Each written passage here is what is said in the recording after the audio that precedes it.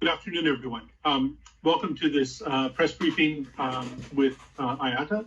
Thank you very much for joining us. We've taken a bit of a break over the northern summer period.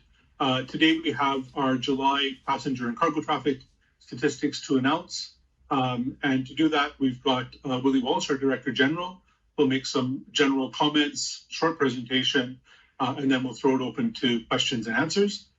We also have our Chief Economist, Marie Owens-Thompson, who's also available here to answer questions during the Q&A period, which will take place using the chat function. So please type your questions into the chat function when you have them. In the meantime, I'd like to turn it over to Willie to take us through an analysis of what happened in July traffic.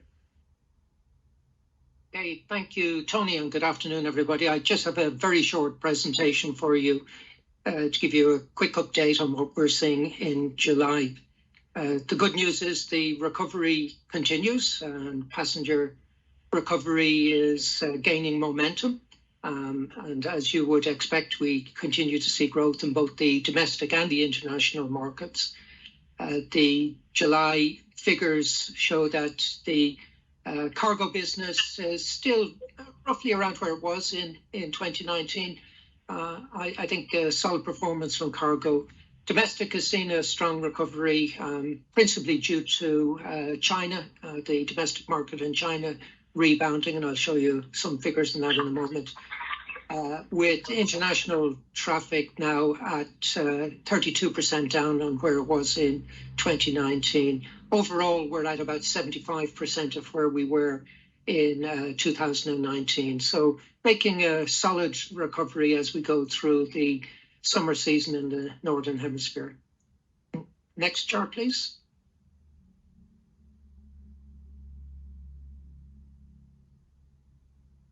So you can see cargo, this is seasonally adjusted index back to January of 2020, but I think it shows you the continuing strong performance for the cargo business. We've seen very strong performance in Latin America in July. There is some disruption still because of the war in Ukraine that's taken a lot of capacity out of the European market. And we continue to see some disruption in supply chains. But in general, cargo performance continues to perform well, slightly down in July where it was in July of 2019. And now moving on to the next slide. You can see here in the domestic markets that very strong V-shaped recovery that I mentioned in China. That's the red bar, the one at the bottom there. So domestic markets continue to perform well. So it's very encouraging to see that China is beginning to move again internally, at least. And I think that's hopefully a sign of positive developments in relation to China. But all domestic markets are performing strongly now as we go through 2019, the rest of 2022 versus 2019. And the next slide. So this shows the international traffic, and you can see there the Asia Pacific region lagging significantly behind. If I look at, again, this is seasonally adjusted going back to January of 2020. But if I look at July, traffic within the Asia Pacific region was at about 35% of where we were in 2019. And looking at some of the major traffic lanes from Asia, within Asia, it's at about 25% of where it was in 2019. Europe to Asia is just under 40%, about 38%. We're seeing Middle East to Asia picking up now at about 68%, but it's the area of the world that's lagging most behind. We're seeing good, steady progress in other regions. This chart we've shown before, and what you can see here is the very high, what we call crack spread. That's the difference between the basic Brent oil price and the jet oil price. And this is at levels that I don't recall ever seeing before. I think last week the crack spread was about 50%. I look back over the 10-year period up to 2019, where it averaged about 17%. And as you know, fuel represents the single biggest cost in an airline's cost base. So although you've seen the Brent oil price ease a little, jet oil prices are still very strong, very elevated, and that will continue to put pressure on airline cost base as we go through the rest of the year. We had expected this crack spread to reduce as more jet fuel supply became available, but clearly the recovery in demand is stronger than the recovery in the production of jet fuel, and hence that elevated crack spread that we're witnessing. So hopefully we'll see this moderate a little bit as we go through the rest of the year, but clearly it is a challenge for all airlines. We do see some hedging in the industry, and I'm aware of some airlines that have embarked on hedging in recent months where they hadn't been previously hedged, just to provide themselves with some protection against the volatility that we're witnessing in the jet oil prices at the moment. So that's the presentation. We are seeing, this one last slide, which I think supports what we've been saying. Strong forward bookings, you can see there, the international in red, domestic in blue. So the recovery is gaining some momentum.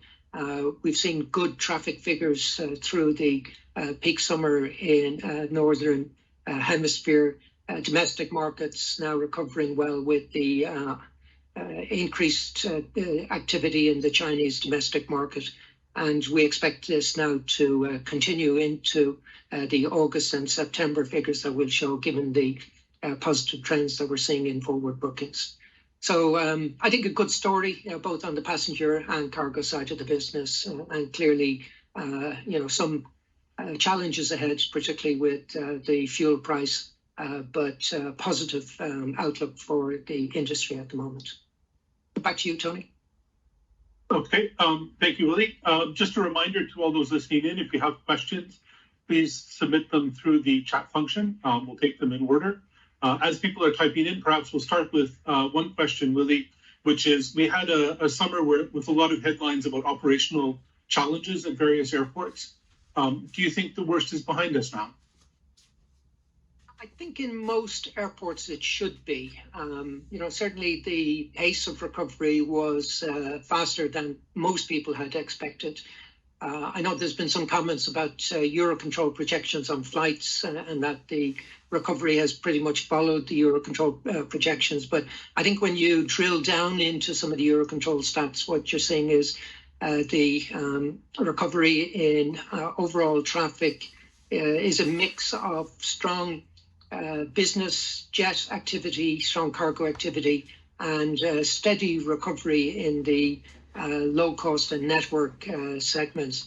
But clearly it has been a stronger rebound than some people had expected, and the lag in getting people back into the system, particularly in areas where additional security checking was required, has caused some problems at airports, but I think it is coming under control.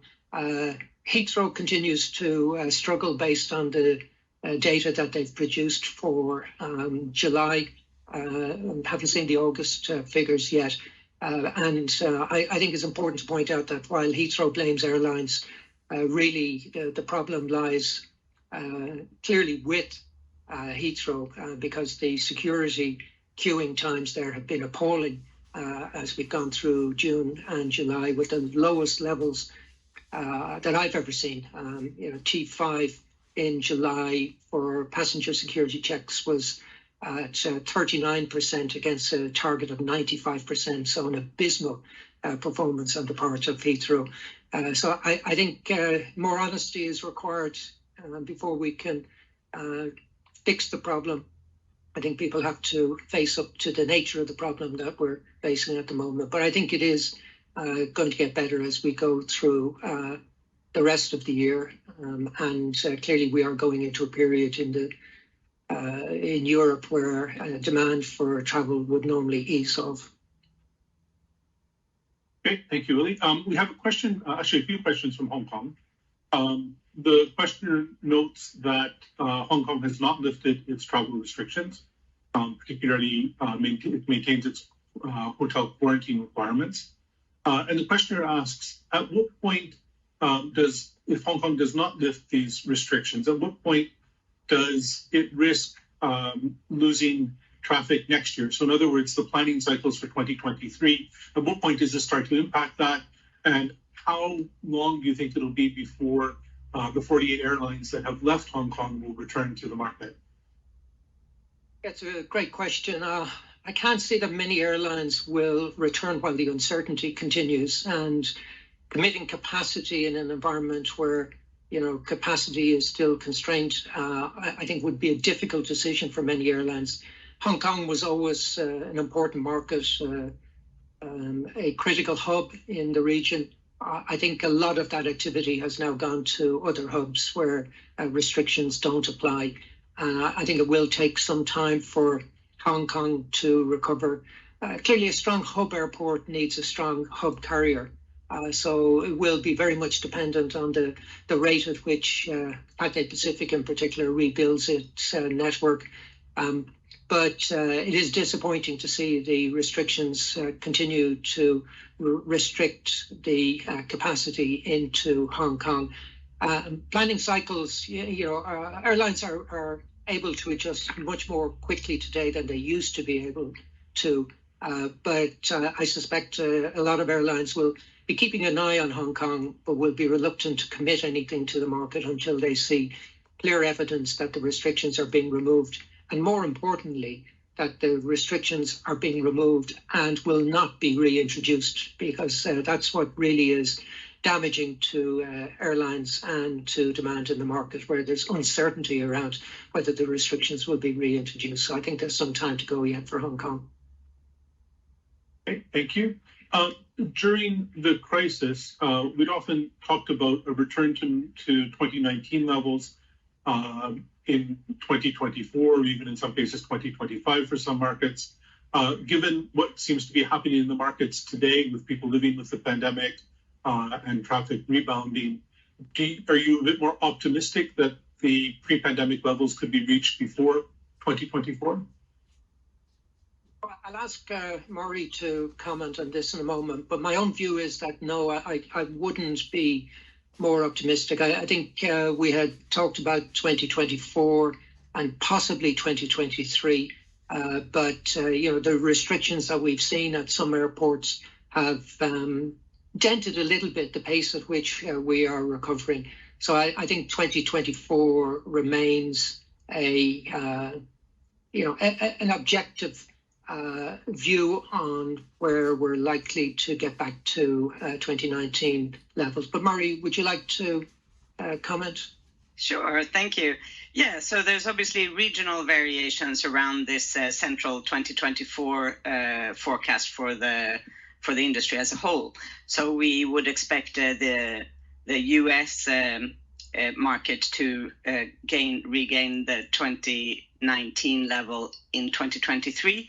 And then the more closed markets in Asia Pacific, notably China, not to get there until 2025. And so far, even if our forecast changes a little bit on a quarterly basis, it's just a question of a few months to the left or to the right, so to speak, of that. So even those variations would still leave the industry as a whole regaining the 2019 level in 2024. Okay, thank you. We have a question focusing on Europe, and it's asking about the impact of some of the labor unrest we've seen, particularly at Lufthansa and SAS. So I suppose the question would be, what will the impact of those of labor unrest be, and can you see this spreading beyond Europe? No, the impact is really not noticeable at an aggregate level. It clearly does have a significant impact on the individual airline performance, but it's not really made significant impact on the market when we look at it. And what tends to happen at times like that is that other carriers will provide some recourse to passengers who are directly impacted as a result of strike action. In fact, you'll see many airlines will come to the assistance of the airline facing industrial action to ensure that customers can be accommodated and can travel, or as many as possible can travel. So it doesn't really impact on the overall levels.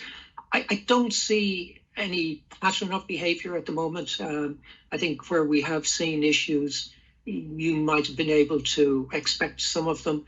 We're not seeing any evidence of a change in the environment or any concern that we will see widespread disruption as a result of industrial action. Okay, thank you. We have a question that's looking ahead towards the autumn period. And the questioner notes that there are several headwinds, I suppose, surging inflation, fuel prices, supply chain issues, perhaps some exchange issues.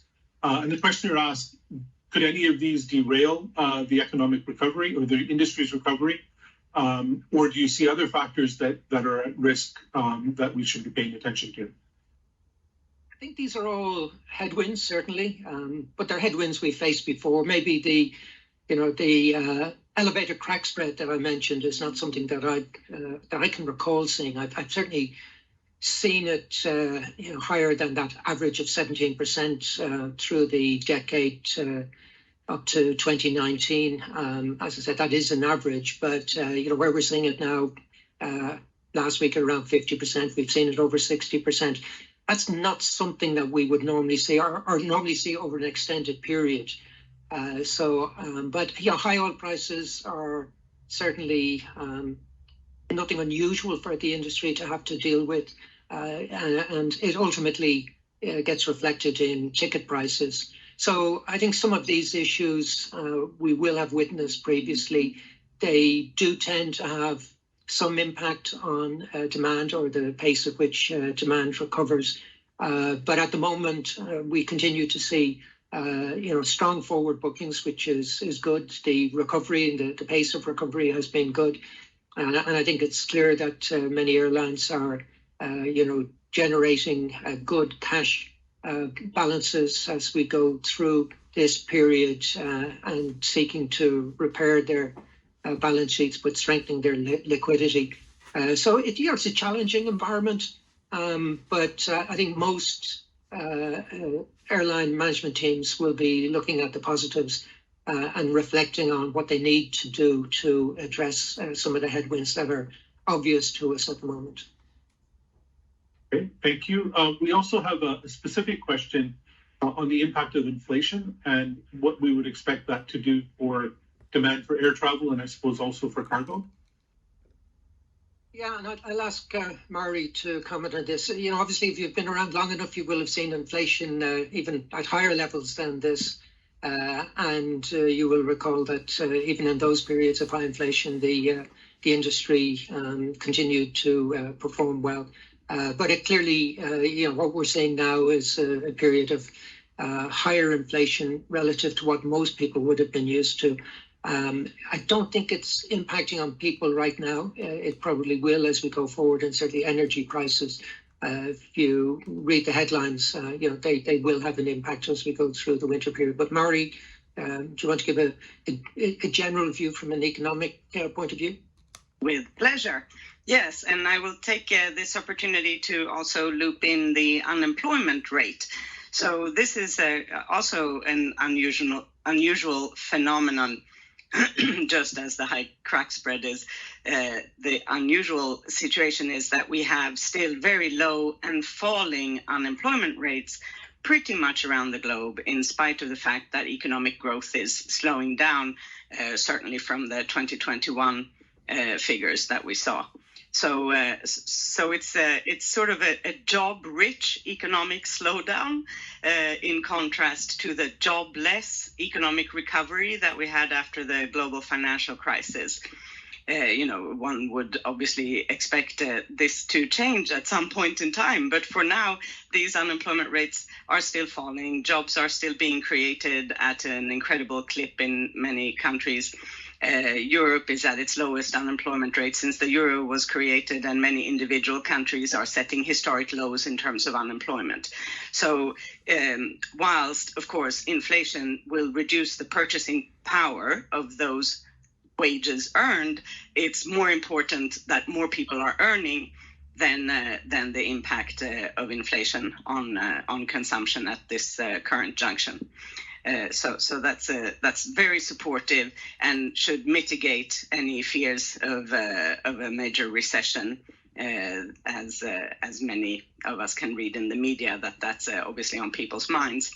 And inflation is also a bit of a silver lining for anybody carrying debt, because as inflation reduces the purchasing power on wages earned, it also reduces the real value of the debt that has to be repaid, and thereby also reduces the real cost of servicing that debt. So that's also a silver lining in this context that I think is of benefit to us all, given that households, sovereign states, and corporates all have higher debt levels, but perhaps in particular also something that's a mild positive for the airlines in particular. Okay, thank you. We have actually a couple of follow-up questions concerning employment. The first one is asking about recruitment levels at airlines and airports, and the question specifically is, will we have enough people for the busy year-end travel season, or will we see a repeat of July?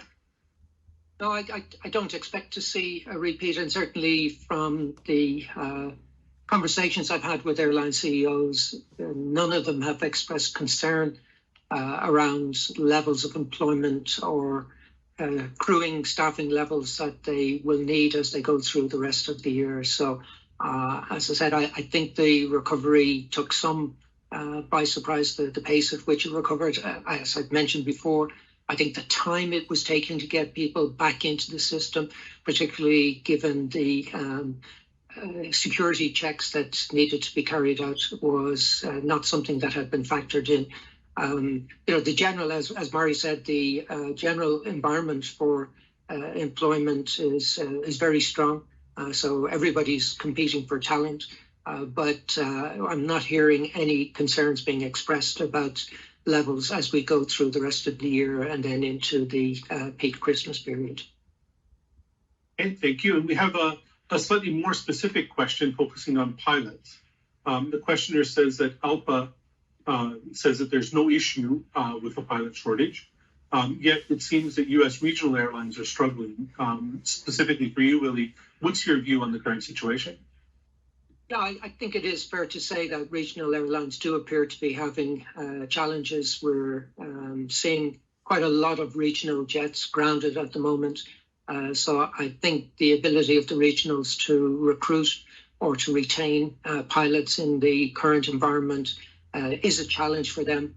Certainly the major airlines don't appear to be having any difficulties recruiting and retaining pilots. And I think it's a specific challenge for the carriers based in the US. It's not an issue that we're seeing in other parts of the world where there continues to be a strong supply of pilots.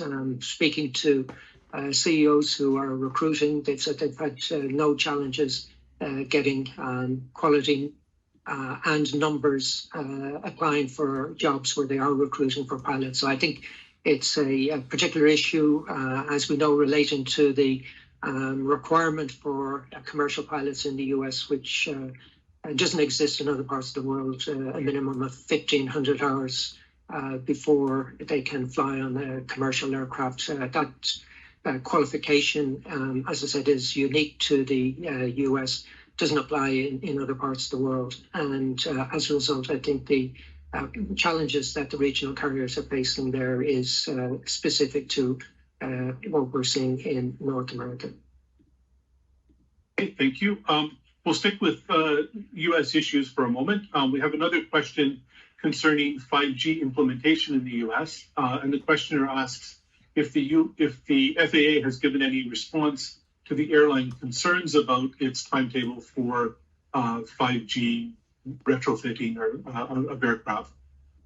So we continue to monitor this very closely. It is of concern to us because we're not yet satisfied that all of the modifications can be done in time to meet the proposed deadline. So it's not just the airlines that need to address this. Clearly, we need the manufacturers to produce the equipment as well. So it is being kept under careful review at the moment. We clearly don't want to see the problems we witnessed as we approached the deadline previously. So we're doing a detailed analysis of the supply of the replacement parts that are required and the pace at which modifications are being undertaken so that we can be more comfortable as we approach the deadline. But I have to say at the moment, we don't have sufficient evidence to be able to support a view that everything will be done in time. So it is something that we will be continuing to discuss with the FAA and other regulators in relation to this issue. It should never have occurred. Let's be clear, we avoided the problem in other parts of the world. I think it's a pity that we have had to deal with this challenge, especially at a time like this. And I think uncertainty is not going to be helpful to anybody, but we will keep the situation under close scrutiny. Okay, thank you. We'll change continents and move to Africa. We have a question about blocked funds. And the questioner asks if IATA is reassured by Nigeria's move to release a portion of the blocked airline funds. It's a positive step. It is important, however, that airlines have confidence that they can recover funds. It's one thing getting some of the money that has been blocked. We need to see the airlines get all of the money that has been blocked. But more importantly, the airlines need to know that going forward, they will be able to repatriate their cash. Very important in terms of planning cycles. Airlines will be reluctant to commit capacity into markets where funds are being blocked.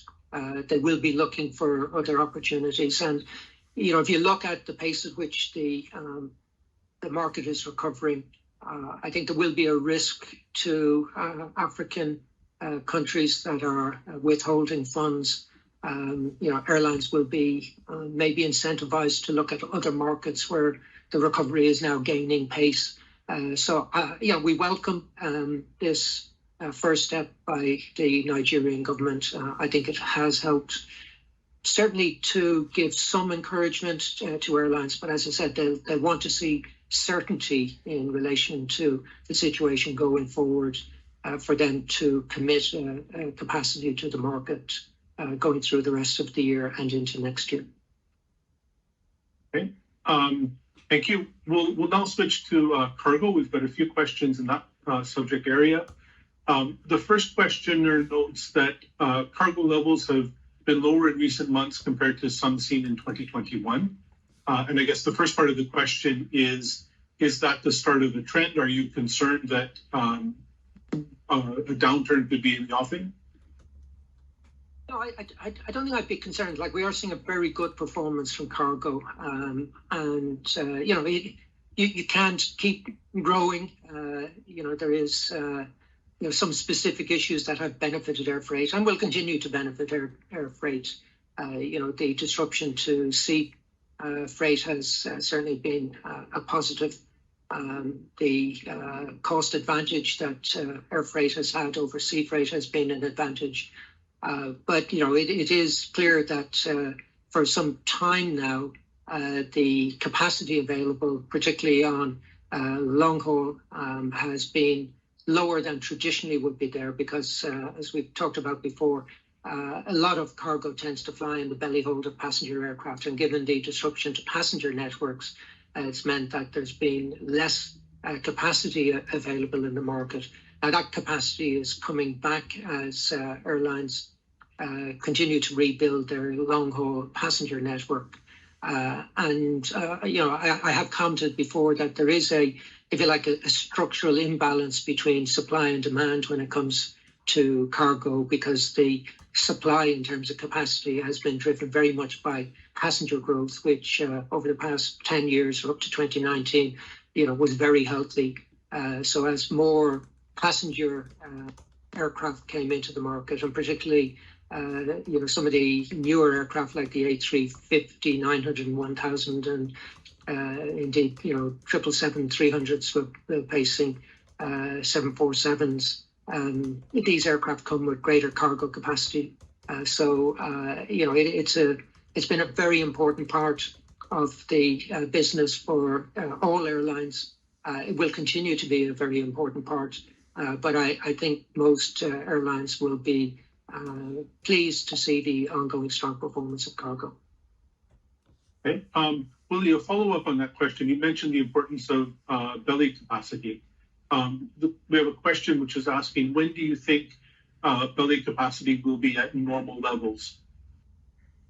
Yeah, it's probably going to get back to normal in late 2023. As Mari talked about earlier, with the regional recovery, as we get back to the levels of passenger traffic that we saw in 2019, you'll see the cargo capacity belly hold coming back as well. And there has been, as you all know, disruption to the supply of wide-body aircraft, long-haul aircraft, because of problems at Boeing and at Airbus.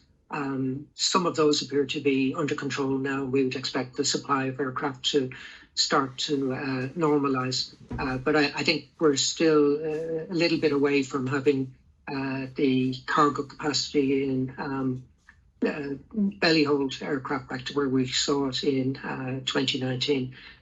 What is also important is, we saw quite a few retirements, 747s, A380s. Now, the A380 wasn't a strong cargo aircraft. It didn't have a lot of cargo capacity. But as those aircraft will be replaced by smaller but more efficient and more cargo capable aircraft, we'll see that acceleration in the recovery of belly hold capacity. But it's probably going to be 2023 or maybe early 2024 before we see it back to 2019 levels.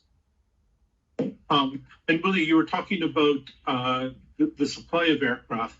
We have a question specifically on freighter aircraft, and they're asking whether what your view is on that market, whether the OEMs are perhaps too optimistic in their forecasts for growing demand for all cargo carriers. Yeah, I think this is an interesting one. I think dedicated freighters from the OEMs, I think does make a lot of sense. You see some big airlines, big passenger airlines who also have big cargo business. They will need dedicated freighters to operate their schedules and will continue to take delivery. I think the area where we might express a little bit of doubt would be on the conversions, passenger to cargo. Those aircraft, while good, are not as efficient as a dedicated freighter. When you do the conversion, you don't have the same total cargo capacity as you would if it was built as a freighter. And some of those aircraft, if you look at 777-300s or A330s being converted, they're clearly not as efficient as the dedicated freighters that are being produced or will be produced. So I wouldn't have any direct concerns, because I think there is a business, that there is a market for freighters, and a very important market for freighters. But it's not a market that every passenger airline will dip its toe into. You'll see a number of big airlines, Qatar, Emirates, Singapore, the traditional big cargo operators continue to look at freighters. Air France, KLM have had freighters in the past, have ordered some freighters. I can't see BA looking at dedicated freighters again. They certainly could have justified them through the period of the downturn, but it'll be interesting to see if airlines like that decide to dip their toe back into the market. Okay. We have a question on developments in Europe. The questioner is asking about the balance between network carriers and low-cost carriers, and is wondering whether for this year, the low-cost carriers have increased their market share compared to 2019. And I suppose, what would that look like into the future? If there is a shift, is it a permanent shift, or will things continue to change? I think you have to be careful just labeling low cost. I think two airlines have certainly done particularly well through this period, Ryanair and Wizz, in terms of capacity. Now, the financial results are a different issue, but certainly in terms of their growth, both have experienced significant growth through this period, and probably do see the opportunity to gain some market share. I think there's also some concern that maybe some of the smaller regional carriers who haven't benefited as strongly from the recovery could face challenges as we go into the traditional weaker demand period, particularly if we continue to see elevated fuel prices. So there may be further growth opportunities for the likes of Ryanair and Wizz. Most of the other airlines that I would put in the low-cost category, have not recovered their capacity to the same degree or at the same pace as Ryanair and Wizz. So we're seeing some changes in the market, but nothing that I would describe as a radical shift. And it's important to remember that for a lot of the so-called legacy or network or traditional airlines, their short-haul network is very much dependent on the need to provide feed. So it goes hand in hand with the recovery of their long-haul markets. So if you look at Asia, as I said, if traffic between Europe and Asia is only at 38% of where it was in 2019, the feed traffic needed to support that is clearly much smaller as well. So as that market into Asia recovers, you'll see the traditional network carriers recover capacity in their short-haul market. So the dynamics aren't as simple as maybe people would believe. But I think you do have to give credit to both Ryanair and Wizz, particularly their ability to grow at pace through the summer, has been impressive. Okay, thank you. We have a question on ticket prices. The questioner asks or notes that ticket fares, airfares were high during the summer period, and is wondering whether those high ticket prices are expected to continue through to the busy year-end season. I think the critical issue, as I mentioned before, is the cost of fuel. You can't avoid that, or the only way you can avoid it is by not flying. That has in the past led to airlines taking capacity out through the weaker demand period of the winter.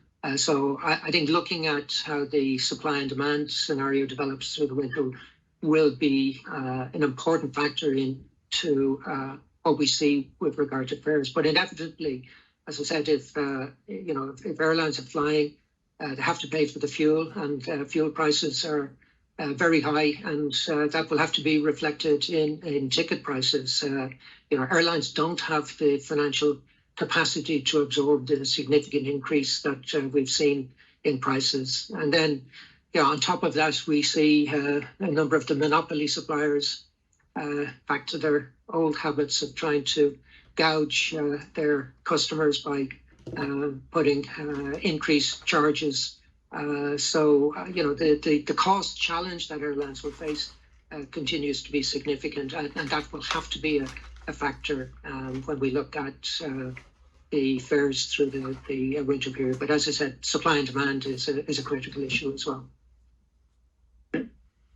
Thank you. We have a question about the relationship between U.S. carriers and those in the Gulf. The questioner notes that there have been some plans announced between Emirates and United for closer ties, and the questioner is asking whether there's been a change in the relationships between the U.S. and Gulf carriers following the subsidy stopped from a couple of years ago. Well, that clearly has been, and I'm personally pleased to see it. We see a strong and growing relationship between American and Qatar through the One World Alliance, and now we see United and Emirates announcing cooperation as well. And I think that's a positive development. We've seen change in leadership on the US side as well, but these decisions are based on commercial, they're market based, they're being taken in the interest of consumers, which is a positive development. So I think we'll probably see more of this. I did say that as airlines rebuild their networks, having relationships with other airlines in terms of feeding traffic to one another becomes more important because there's still quite a lot of parts of the network that have not yet been recovered. So providing options for your customers, if you can't do it directly, doing it through a partnership with another airline is clearly an important development. So this is a change from what we had seen a few years ago, and appears to be a strong positive development for the industry. Okay. Thank you. There's concern that once we get into the winter season, we'll see an increase in COVID cases. And the question is, do you think if that happens, governments will react differently to what they did during the crisis? And are you concerned that we might see travel restrictions being reintroduced? I'm not as concerned maybe as some people. I think, I'd like to think at least that governments will have learned from the mistakes that they made. It's very clear, as we said before, all of the evidence shows that these border closures have done nothing to suppress the spread of the virus. It's there, it's not going away, and it will continue to spread. But in most cases, I think people have adapted and are learning to live with it. And in a lot of cases, where there's been widespread availability of vaccines, although people are contracting the virus, the effects of the virus has not been as significant as it was when there were no vaccines available. So the evidence is very, very clear. Go back to the very beginning of this, the experts, the WHO said, don't close your borders. It's not going to do anything. It's not going to be a positive development. So I'd like to think, as I said, that governments will have recognized what they did well and what they didn't do well. I think it's also important to recognize that the financial cost to many governments was huge, given the support that they had to provide to their economies. I don't think many governments will be in a position to continue doing that with the other challenges that are being faced by governments. So everything points to a more reasoned response from governments, but you can't rule out that some governments may react in a different way. But generally, I think we'll see a more reasoned response than we saw last time round. Okay, thank you. This autumn, we're going to see the FIFA World Cup, and the questioner is asking whether the industry is prepared for the demand increase that is expected around that. Yeah, I think it is. Certainly, plans have been in place for some considerable time. I know that Doha Hamad International Airport will be ready. I spoke with Akbar Al-Bakr yesterday, and he was outlining the plans for opening the extended airport that they have. So the capacity at the airport in Doha, I think, is going to be well capable for dealing with the demand that exists. And airlines have already made sure that they will have capacity to fly people who want to attend the World Cup, to be in place. So I think it will be clearly an exciting tournament. Ireland didn't qualify, so I won't be watching it. We'll see what happens, but I don't anticipate any issues. I know from speaking with my friends in Qatar Airways, they're looking forward to it. They're excited, and they're ready for it. Okay, thank you. We have a question on business travel. The questioner first part of the question asks how we view the macroeconomic situation and what that could do on demand, more specifically on business traffic, and a more specific question, will it remain structurally weaker than before the crisis? So again, we have to highlight that when we look at data within IATA, we don't look at the reason for travel, but we do look at the class of travel. So we look at people who are traveling in economy cabins and people who are traveling in the premium cabins. And what we're seeing is that, premium and economy continues to do well. So the recovery in premium was slightly faster or at the same pace as the recovery in economy travel. As I said, we don't look at the reason for travel, but when you talk to airline CEOs, they're certainly more confident of the recovery in business travel. And it's important to point out that not all business travelers travel in the premium cabins. So I think when people look at business travel, they need to be a little bit more nuanced and look at the difference between people who travel in premium cabins and economy cabins. I don't know, Murray, if you want to comment on this, but certainly the figures that we have seen continue to be encouraging for the recovery in people traveling in premium cabins, international premium cabins. Murray? Yes, I can only confirm. Of course, the share of economy is greater than the share of the premium cabin travelers in percent of the total. Yeah, so we're about 92%, I believe, for economy in terms of the share, and that has also held steady pretty much over the past year or so.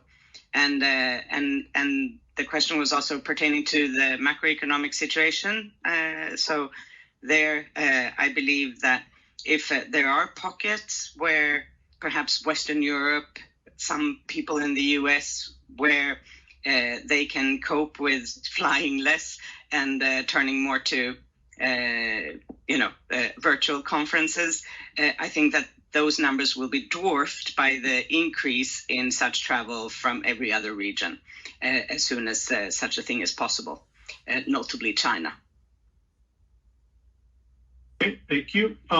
We've got about 10 minutes left, so we'll try and go quickly through the remaining questions in the queue. We have one question about Africa. The questioner notes that with the exception of Ethiopian Airlines, growth for most of Africa has stagnated. And essentially the question is, what's needed on the continent to improve connectivity and become more affordable? It's a great question. And, there's been a lot of debates in Africa about an open aviation area to enable consumers to benefit from what they've seen in the deregulated markets in the US, or indeed, if you look at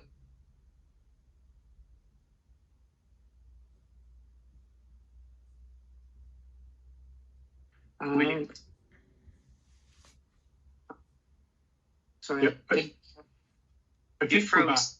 Yeah. Can you hear me now? Yes. Yeah, sorry, I don't know what happened there. So yeah, I think the situation in Africa is more challenging, but I think Africa would certainly benefit from a liberalized environment there, where if you look at the benefits to consumers in Europe or in the US, where we've seen the market deregulate, which has facilitated new entry and facilitated significant growth in new routes being established. But the situation in Africa, I think, will continue to be a challenge. But I'm optimistic. If you look at what's happening there, you're seeing the development of some very good carriers with ambitions around creating hubs in different parts of Africa to serve wider markets than their geographic country, if you like, that they're based in. So if I was looking at Africa over the next 10 years, I would take a very positive view of what's likely to happen in Africa going forward. Okay, thank you. We have a question about aircraft delivery delays. The questioner essentially asks is, how frustrating is it for airlines for these delays based on supply chain challenges? Depends. Normally, it's hugely frustrating. It's the cost of, real cost and disruption within an airline when you don't get the airline as it was scheduled to be delivered. When you consider that most of the time significant planning will have gone in, training in advance of the aircraft being delivered. When the aircraft doesn't get delivered on time, you have a lot of people trained with nothing to do, particularly with pilots, engineers. So it is very disruptive for an airline not to take delivery of an aircraft. I know there are airlines out there who have desperately wanted the additional capacity as they saw strong recovery in their markets, but were unable to get aircraft delivered on schedule, which is very frustrating. I think there are also times when it can be probably helpful to the airline that they don't get it. So when aircraft tend to be ordered many years before delivery, if the environment changes, like we've seen, you go into an economic downturn, you might not want the aircraft exactly when you planned it. But, this is very frustrating. And it's not just about getting it in the year you ordered it, it's getting it on the, in the month, on the week, on the date that you ordered it, because that's the way airlines traditionally plan. So when it doesn't get delivered on schedule, extremely disruptive for airlines. Okay.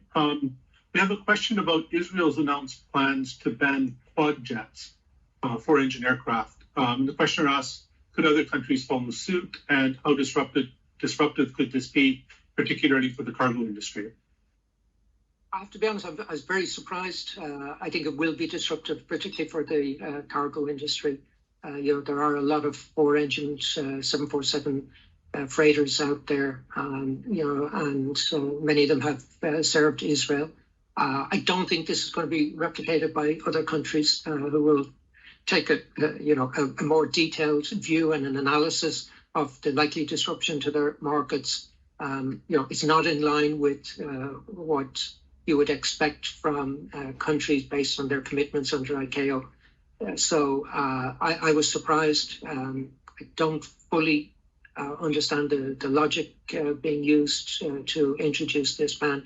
And I think it's going to represent some disruption for Israel in terms of cargo supply to the market, particularly in an environment where cargo demand continues to be strong and supply generally has been disrupted because of the impact on passenger schedules. So a surprising development that I don't expect other countries to follow.